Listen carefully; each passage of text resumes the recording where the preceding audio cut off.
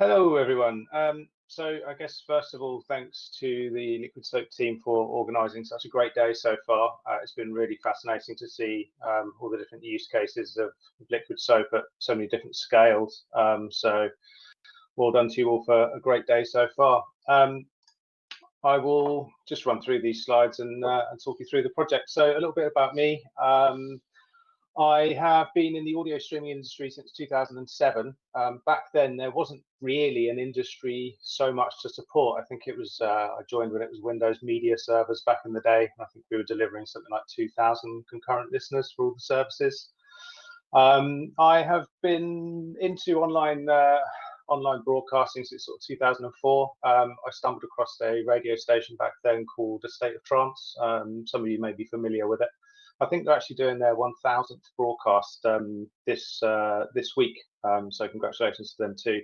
But it was the very concept and the idea that I could listen to something like trance music from a very large festival scene right back in 2004, and I could experience it online and audio only. That was totally fascinating to me, and I figured, it'd be really nice to do that job one day. And it just so happened a few years later, I was responsible for doing just that in the streaming industry for large commercial radio stations here in the UK. As I mentioned before, my experience started in Windows Media, the Windows Media ecosystem and Real Player and Real Server. We migrated beyond that to kind of a Flash-based environment. I think we built that on Wowser back in the day. And a few of the other toolings that were around for Flash streaming. And that existed for a few years, and then we ended up sort of falling back more towards Shoutcast and Icecast streaming as the dawn of obviously the mobile devices and particularly iPhone launches came around onto the market. And then since then, we've kind of progressed a lot of the very large commercial base stations towards ICY protocol over solutions like AdsWiz, or adopting full-on HLS for different flows. Specifically, I'm using Liquidsoap in large-scale architectures within SharpStream. So there's a few different very interesting projects that we're running with Liquidsoap. I think probably the most high-profile one that you'll all be aware of is the ATP World Tennis Organization. So they have tennis radio, which actually broadcasts commentary from the major events around the world. And we deliver that whole architecture using Liquidsoap at the core, and then we have some Icecast and some HLS caching at the edge to deliver that out to the users. So that'll be something that you're probably all aware of. But generally, part of my day job is to deliver very large enterprise scale solutions for sort of 300, 350 plus commercial radio entities and government institutions around the world. Today, though, I've decided to pick one of our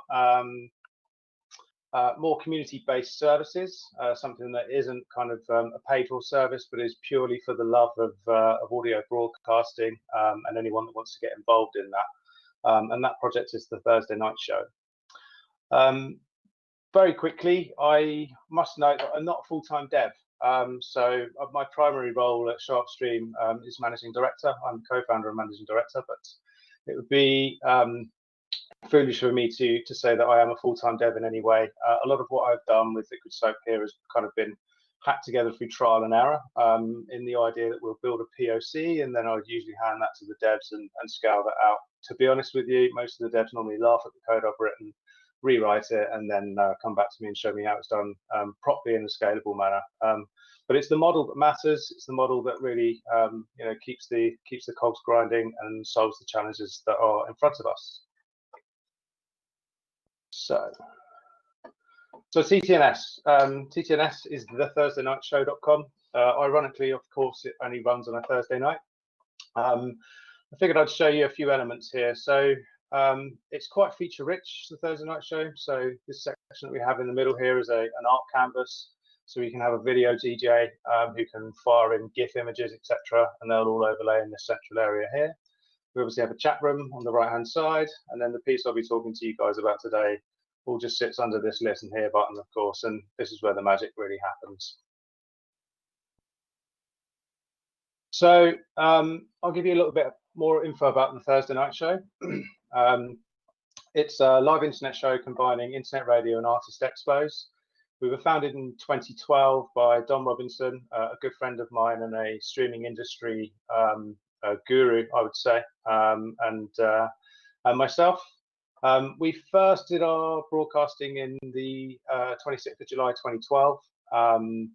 It was a big week for us, and the first broadcast actually went out on a Icecast only based platform. So we kind of hacked a lot of the fallback architecture on Icecast to kind of cascade down the different mounts, and it kind of handed over okay. But if anyone was using a different format of any sort, then obviously it completely fell apart. TTNS is for anyone with an open mind and a love for music, radio, and online communities. Very much what obviously the Liquidsoap community is about as well, and that's becoming more prevalent today. Today we're a global community of 100 plus hobbyists, community radio presenters, DJs, nerds, and many wonderful fans around the world. I think we've got 60 plus sort of DJs and artists on the roster, and the rest of them are are great fans. So if you want to catch the Thursday night show, we're live each week, 1800 GMT around the globe. And so far we've sort of hit 60,000 individuals with the open source project, which is quite nice.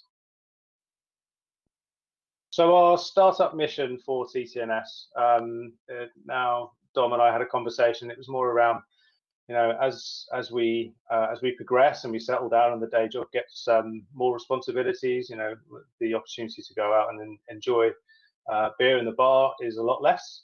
So we wanted to kind of have a feel like we're having a night out on a Thursday night, but from our living rooms. We wanted to have DJs and performers from around the world, rather than just being locked to the UK. We knew that we always wanted to do it between particular time slots and fill those time slots each and every Thursday. And we wanted it to be a lean back experience, in as such that we didn't want people to be feeling like they have to be attached to their screen all night. We wanted them to be able to do other activities, cook and dance or work out, or even just go for a walk. All of the things that you can't do on the video platforms, where you're locked into having to have the screen.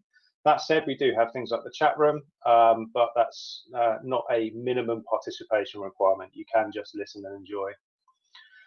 We wanted to use open source and free platforms where logistically sensible, double sensible, so they were very, very sensible.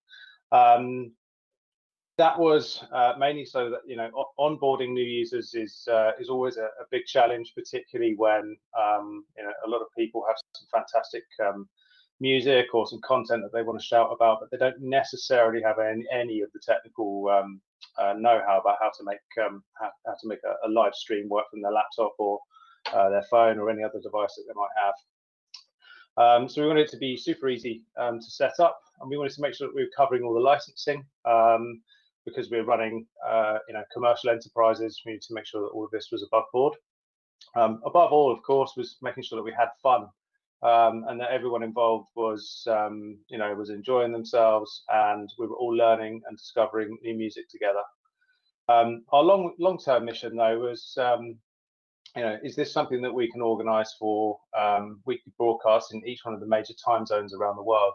With the idea of having global input, can we start building global audiences in various different time zones?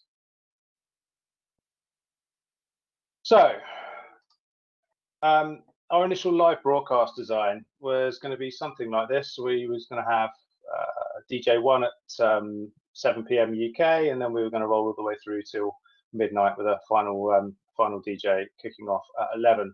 We knew that they were going to be in different regions of the world, different areas of the world. We were going to be going as far as the States and as local to home as France. Obviously, since then we've had contributions from all over the world. I think we had Tony on from Korea earlier. We've had some DJs play from there. We've had DJs play from Africa, South America, just about everywhere you can think of. We've received an ingress stream. So we were going to take that into the CDN ingest, have some egress layer for delivering the streams out to the various devices. Obviously, because the hosting is done by SharpStream, it's kind of this portion of the system was very much pretty much already looked after. We just need to customize the the ingress layer to make all of this happen. So our requirements from a user experience perspective, we wanted a reliable handover or a graceful transition of the audience from one DJ to the next.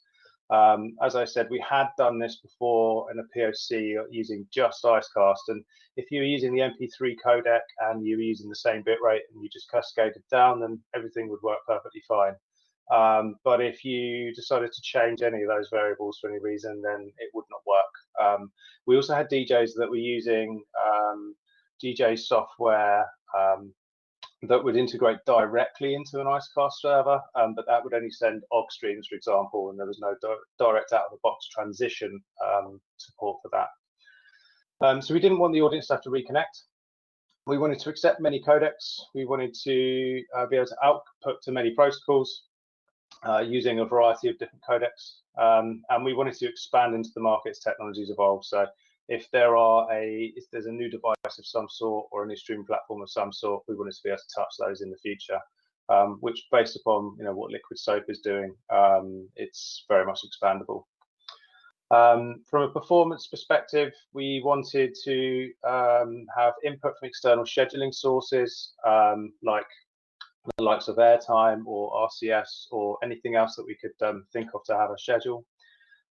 We wanted built-in SOS scheduling, so where everything has decided to fail, then we're always going to broadcast at least tone or silence if it's needing to be detected and alerted on.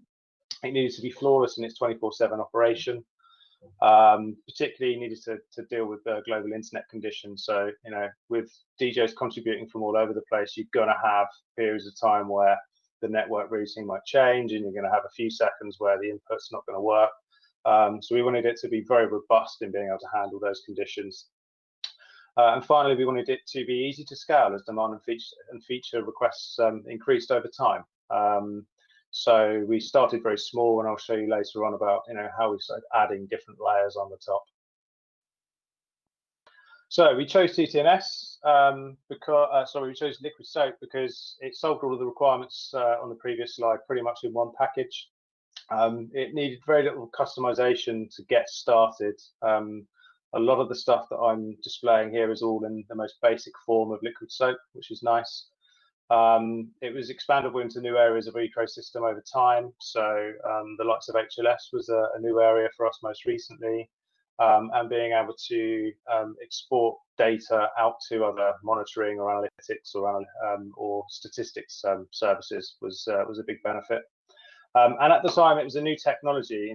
Something that we hadn't found before. We were very excited to see that there was something new on the scene, particularly as I've been in there since 2007, and I hadn't really seen too much innovation in that time. There's obviously been some big technology changes in terms of formats and protocols, but no real new players since Wowzer Media, I think, right back in the day.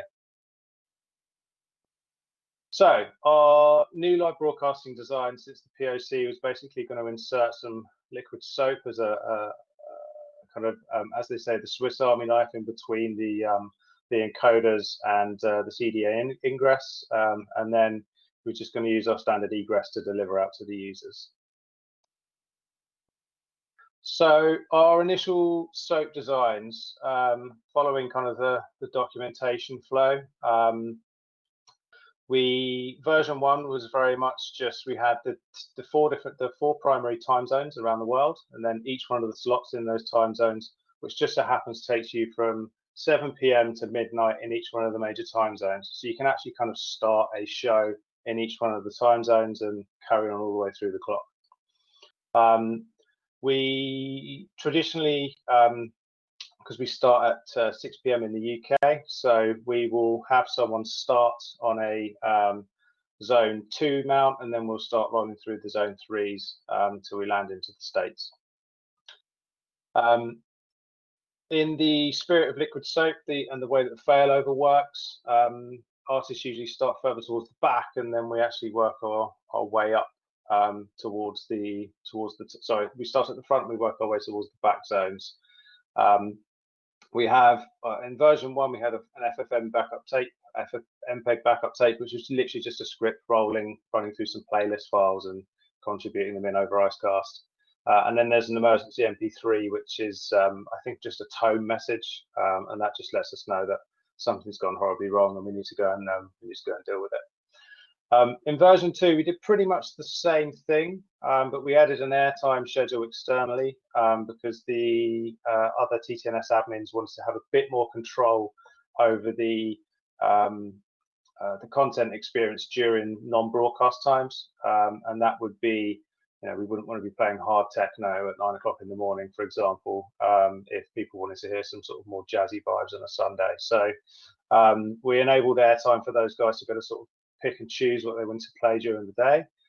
And we also added a override harbor right above all of the other input harbors, because the way that we've actually built the solution is we have no fixed or intelligent switching here. It's all done based upon the cascade feature, so coming from the top, scrolling all the way down to the bottom, rather than having some sort of intelligent switch where you'd say, DJ A is playing from 7 p.m. till 8 p.m. and then at 8 p.m. we auto switch them. We decided against that model because A, it is very fixed, so it doesn't allow any rollover at all, not without a whole bunch of other coding on the outside. B, standards for people being able to set up things like broadcast using this tool and then having all of the different zones. And each week they obviously get designated their zone, and therefore they can just select from the previous options. And it added just a whole bunch of other admin overhead for being able to have different artists come and join and then have to lock them down back in the day. So we run through Cascade and it's worked out really well so far. So our key and simple functions for TTNS, so we're using the harbor, we're using on-event-based functions to trigger external monitoring applications. So we're just using the on-connect and on-disconnect. We've written some simple functions just to post some JSON data to one of the SharpStream incident systems, which then rolls through our portal and then fires off any incident alerting that we might have on Slack, Teams, SMS, and email. Other key functions, so we're using obviously output to Icecast, very, very simple integration with that. So we're just fixed bit rating at 128. I think we've upgraded that to 192 these days. We're using MP3 only at this point, though AAC I think will probably start to use, we'll start to use that in HLS as we roll that out more widely. We're also using a switch, as I say, for being able to basically switch between backup content and live DJs in a graceful manner each week. So what we were finding was we have an hourly switch for when a DJ is live. So say, for example, they get those interruptions of a few seconds. If we always fall back to the backup play out, which would be from airtime, that might be playing something really hard, like some hard trance or something, but someone might be doing a jazz show at 7 p.m. in the evening. So it's really abrasive on the listening experience when that happens. So basically we just added some switching in here just to say, well, for for the majority of the set, then we're just going to have some kind of nice, I think it's Morse code type radio static in the background, which will gracefully fade in and out of that as and when their encoder disconnects. And then for the last 5 minutes and the first 5 minutes of the hour, we go to radio stings, which would just be promos about the actual radio station or shows up and coming on the station, just in case someone's finishing early or they haven't connected up their encoder before the next DJ connects up. So that will just sort of give a little bit of option for doing some promotions without it sounding like we're broadcasting Morse code or static.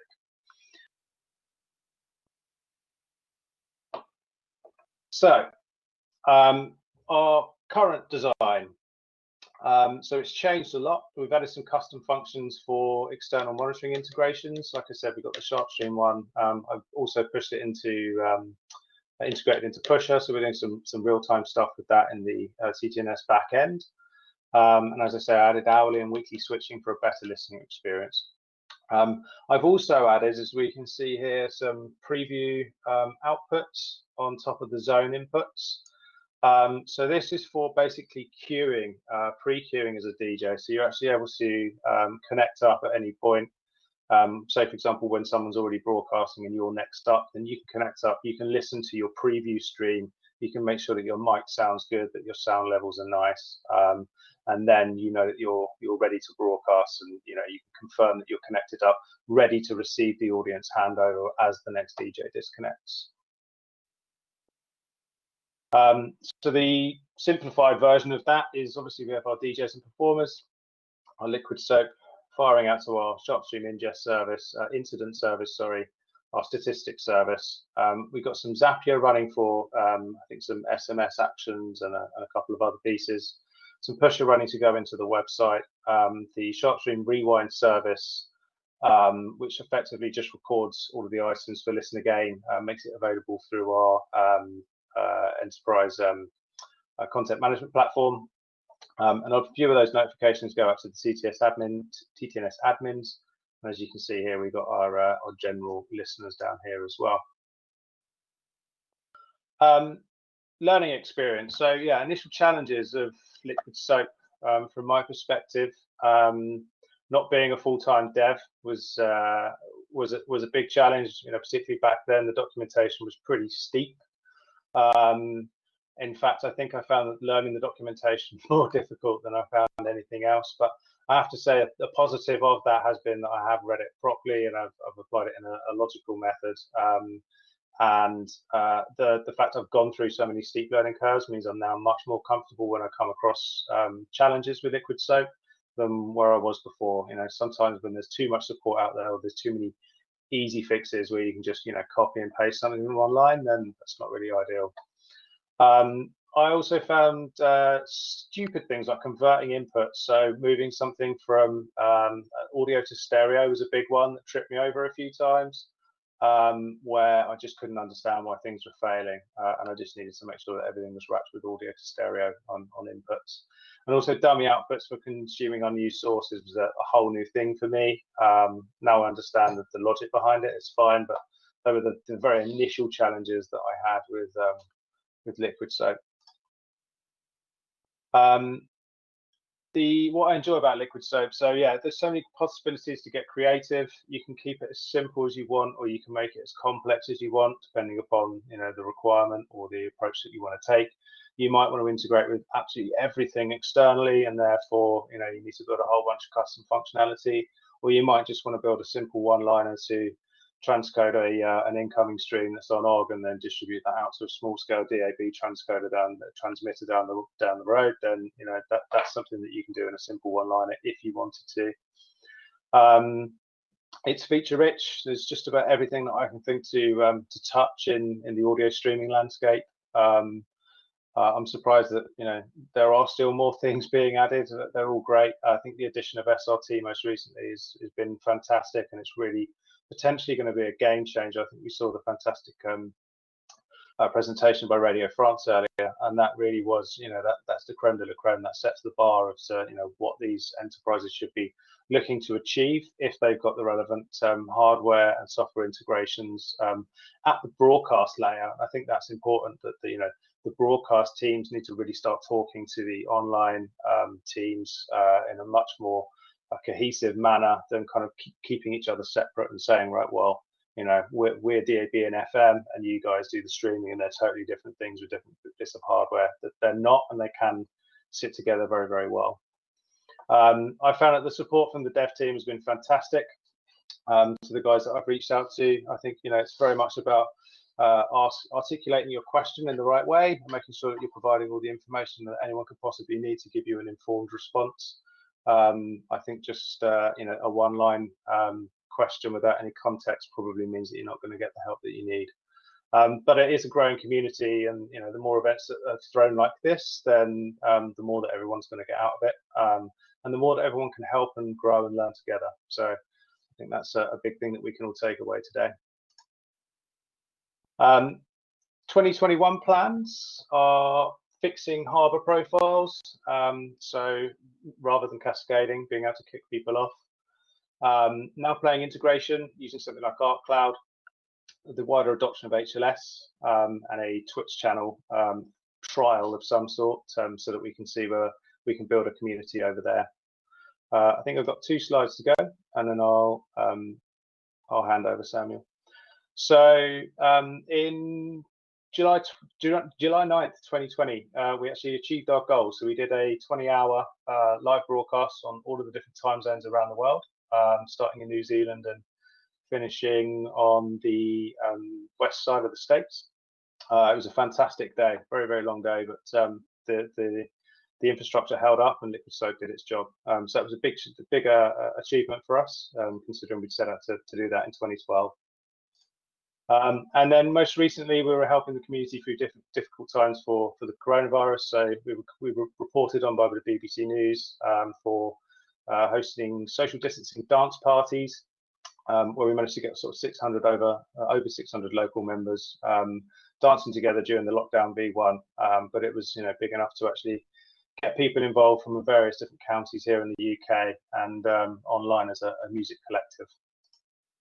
So thanks for listening. That was my presentation, and if you want to catch TTNS, then you can catch us on ttns.co.uk 1800 this week. Thank you very much. Thank you very much for this very great presentation. So is there any questions about this all this setup and everything? I see that Gilou is typing, maybe. So Gilou is asking what was the hardest to set up? What was the hardest to set up in the end? Sorry, can you put some context to that in terms of what distribution or?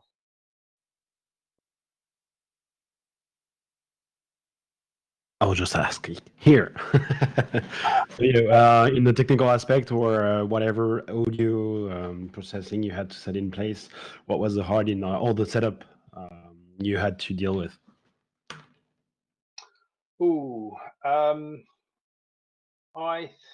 Users aside, and inputs from people that don't know how to use audio technology.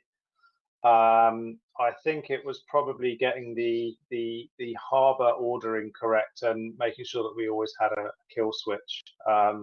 You can have DJs that accidentally leave the encoder on, and they just leave it broadcasting, a track that they had on loop when they finished their set, and then walk away from the laptop to go and grab another beer or something like that. And there's nothing you can do in the architecture that we built initially to be able to move those guys on, which is why we built the kill switch, so that we can give them a call and say, can you turn off the encoder? So I think that was the most difficult part initially.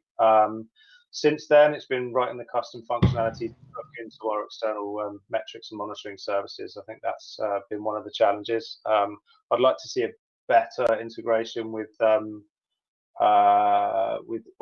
better support for JSON, I guess. But perhaps that's just my limited knowledge being more of a corporate all-rounder than perhaps a full-time dev. What you said about the user not being so keen on working with you is something quite important, and I agree with you, Sam. You mentioned quite of the same the guy from Burning Man. I don't remember his name. Dave, was it? Yeah, I noticed that they're very, very similar setups. The interesting part is that TTNS is actually also driven fully off of a Google backend. We're using Google Sheets, and then we're driving everything through to the website and various different scheduling through there.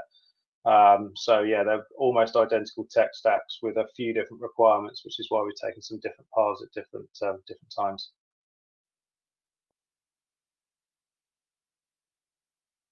Very interesting. Thanks. Everyone. Great. Are there other questions? No, if not, thank you again very much for this great talk.